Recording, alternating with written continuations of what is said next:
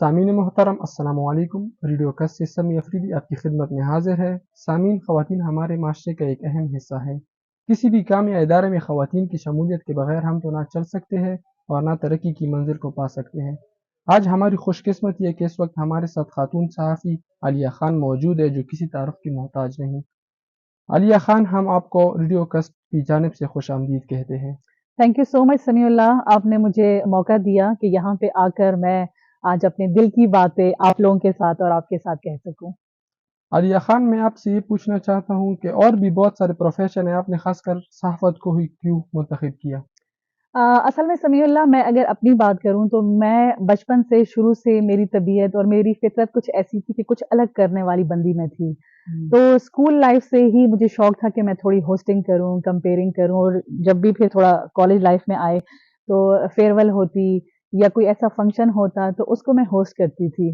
میں نے کبھی ایسا سوچا نہیں تھا کہ میں اس کو بائی پروفیشن میں اس کو چوز کروں گی، لیکن جب میری شادی ہوئی اور جب مجھے موقع ملا کہ میں ریڈیو پاکستان کی طرف آؤں، یہاں پہ آ کے میں اپنی خدمات سر انجام دوں اور وہ جو آپ کے اندر کے جو جراثیم ہوتے ہیں وہ باہر آئیں، ان کو پائے تکمیل تک پہنچانے کے لیے پھر ریڈیو پاکستان آنے کا مجھے موقع بھی ملا، اور وہ اندر کی ایک جو کہتے ہیں نا کسک، اس کو پھر ایک مقصد مل گیا۔ تو یہ چیز شروع سے میرے اندر تھی۔ صحیح۔ صحافی کا کام بہت مشکل ہے، آپ کو اس فیلڈ میں کن مشکلات کا سامنا کرنا پڑا؟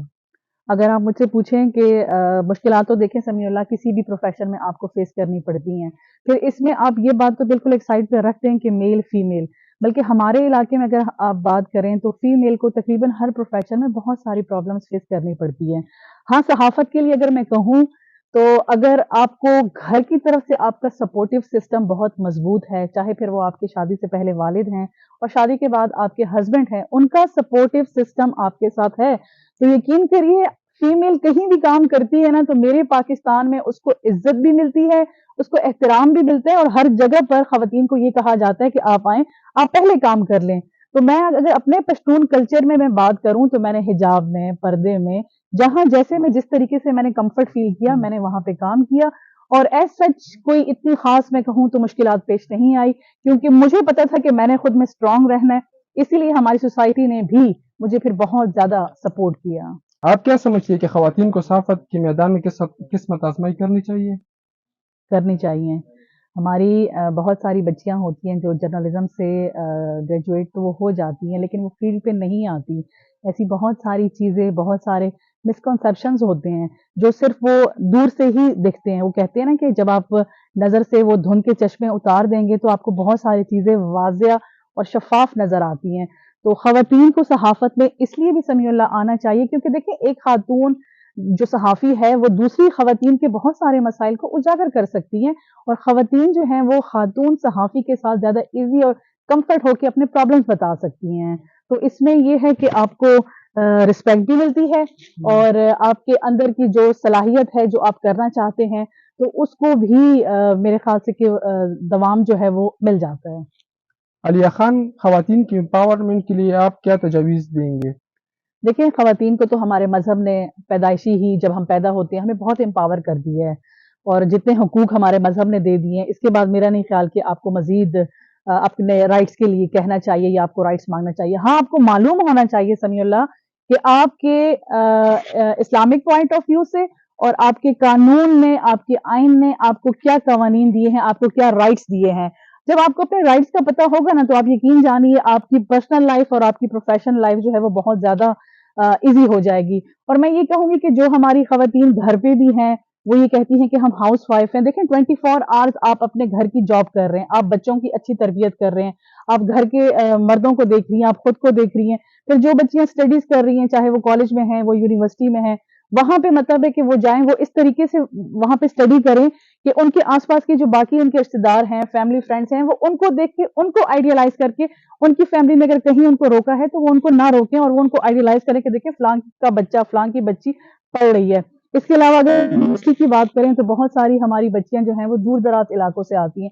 اکثر کیا ہوتا ہے صرف تعلیم کو حاصل کرنا اور اس کو پھر اپنی جو روزمرہ کی لائف ہے یا جو پریکٹیکل لائف ہے اس میں اس کو لاگو کرنا ہوتا ہے۔ تو تجویز میں بس صرف یہی کہوں گی کہ بچیوں کو پڑھنا چاہیے، چاہے وہ دینی تعلیم ہے یا بہت سارے لوگ کہتے ہیں کہ دینی تعلیم کے ساتھ دیکھیں دنیاوی تعلیم بھی بہت ضروری ہے. جب آپ پڑھ لکھ جاتے ہیں نا تو آپ باشعور ہو جاتے ہیں, اور جب آپ باشعور ہو جاتے ہیں آپ کو اپنے رائٹس کا بہت اچھے سے علم ہو جاتا ہے. تو تعلیم لڑکیوں کے لیے بہت ضروری ہے. خان آپ گھر کو اور صحافت کے شعبے کو کیسے مینج کرتی ہیں؟ یہ آپ نے بڑا اچھا اور دلچسپ سوال مجھ سے سمیع اللہ کیا ہے. اصل میں کہتی ہوں کہ اللہ تعالیٰ نے نا خواتین کو بہت سپر پاور بنایا ہوتا ہے. ہم لوگ نا ایکسٹرا آرڈینری کام کر جاتے ہیں. لائک ابھی جب میں نے آپ سے بات کی کہ خواتین کو معلوم ہونا چاہیے کہ ان میں کتنی انرجی ہے, ان میں کتنی پوٹینشل ہے. جب آپ کو پتہ چل جاتا ہے تو پھر گھر کو, بچوں کو اور رشتے داروں کو بھی اور اپنے پروفیشن کو ساتھ لے کر چلنا آپ کے لیے بہت ایزی ہو جاتا ہے. لیکن اس سارے سینیریو میں ضروری یہ ہوتا ہے کہ کوئی خاتون شادی سے پہلے اس کے بھائیوں کا, اس کے پیرنٹس کا بہت اس کا ساتھ ہونا چاہیے, اور شادی کے بعد اس کے ہسبینڈ کا بہت ساتھ ہونا چاہیے.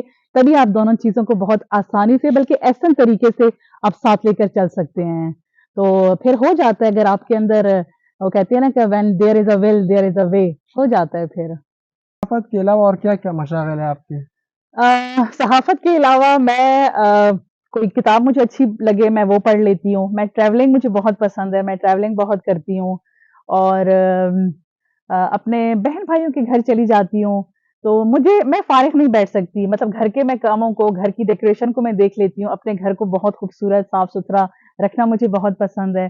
تو ان سب چیزوں کو میں دیکھتی رہتی ہوں ساتھ ساتھ. مطلب میں وہ بندی ہوں نا جو فارغ نہیں بیٹھ سکتی, ہمیشہ کچھ نہ کچھ لائف میں چلتا رہتا ہے. بطور صحافی آپ کے ساتھ کوئی ناقابل فراموش واقعہ ہوا ہے؟ میری صحافت کو سمیع اللہ تقریباً 17 سال گزر چکے ہیں, اور ان 17 سالوں میں ایک ہی دفعہ ابھی کچھ مہینے پہلے میں نے ایک ایونٹ کی کوریج کی تھی. تو وہاں پہ کچھ بچے آ گئے اور وہ ایک دم سے ہوٹنگ کرنا اور عجیب سی آوازیں کسنا. پہلے میں نے ان کو منع کرنے کی کوشش بھی کی لیکن وہ نہیں ہوئے. لیکن افسوس مجھے اس بات کا ہوا کہ آس پاس کمیونٹی کے اور بھی لوگ تھے, بہت سارے اور نوجوان بھی تھے جو وہاں پہ سائڈ پہ کھڑے تھے, لیکن کوئی بھی آگے نہیں آیا ان بچوں کو روکنے کے لیے, منع کرنے کے لیے. تو وہیں پہ حالانکہ پھر میں نے میسج بھی دیا تھا ویڈیو پہ کہ یہ چیز غلط ہو رہی ہے. جہاں پہ دیکھیں کوئی بھی اگر کچھ مسہیپ ہوتا ہے کسی کے ساتھ بھی, دیکھیں وہ کوئی بھی, میں تو اس کی وکٹم بنی, میں نے آواز بھی اٹھائی, لیکن بہت ساری ہماری خواتین کے ساتھ اس طرح کے مسہیپس ہو جاتے ہیں. تو وہاں پہ آپ کو جب دوسرے لوگ دیکھ رہے ہیں ان کو آواز اٹھانی چاہیے, نہ کہ آپ اس ہجوم میں کھڑے ہو کے آپ تماشبین بن جائیں. تو ان 17 سالوں میں صرف وہی ایک واقعہ میرے ساتھ ہوا, اس کے علاوہ تو مجھے نہیں یاد پڑتا کہ کبھی میرے ساتھ کچھ ایسا ناخوشگوار واقعہ پیش آیا ہو. علیہ خان, جیسے آپ نے بتایا کہ میں نے ریڈیو میں کام کیا ہے, اس کے حوالے سے آپ کیا بتانا چاہیں گے؟ اچھا سمیع اللہ, میں نے نا 2005 میں اپنی جو میرا جو پروفیشن تھا, اپنی پروفیشنل لائف کا آغاز میں نے ریڈیو پاکستان سے لیا.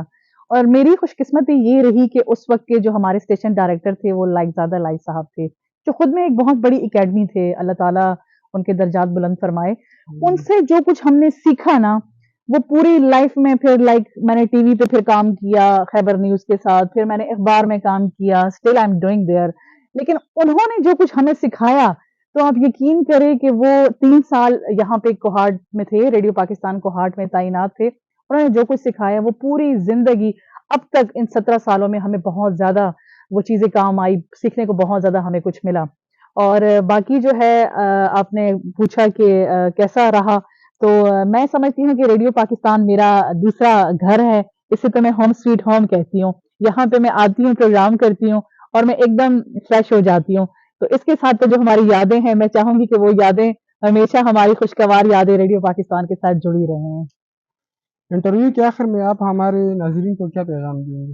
سمیع اللہ, پیغام بس میں یہی دوں گی کہ خواتین جہاں جہاں بھی ہیں نا وہ خود کو بیکار نہ سمجھیں, کیونکہ اللہ تعالیٰ نے آپ کو بہت ہی, میں نے ابھی کہا نا کہ بہت سپیریئر پیدا کیا ہے. بس آپ دیکھیں کہ آپ کو اللہ تعالیٰ نے کن کن خوبیوں سے نوازا ہے, چاہے آپ گھر میں رہتی ہیں, چاہے آپ کی پروفیشن لائف ہے, آپ کہیں بھی جاب کرتی ہیں, اس کو اچھے طریقے سے ان خوبیوں کو یوٹیلائز کریں اور تعلیم ضرور حاصل کریں. تعلیم صرف اس لیے نہیں کہ آپ نے جاب کرنی ہے, تعلیم اس لیے کہ آپ باشعور ہو سکیں, تعلیم اس لیے کہ آپ کہیں بھی جاتی ہیں تو آپ بہت دھڑلے سے اور دبنگ ہو کر اپنے رائٹس کے لیے بات کر سکیں. تو تعلیم اور شعور یہ دونوں ایک دوسرے کے ساتھ جڑے ہوئے ہیں. علیہ خان, آپ کا بہت بہت شکریہ کہ آپ نے ہمیں اپنا قیمتی وقت دیا.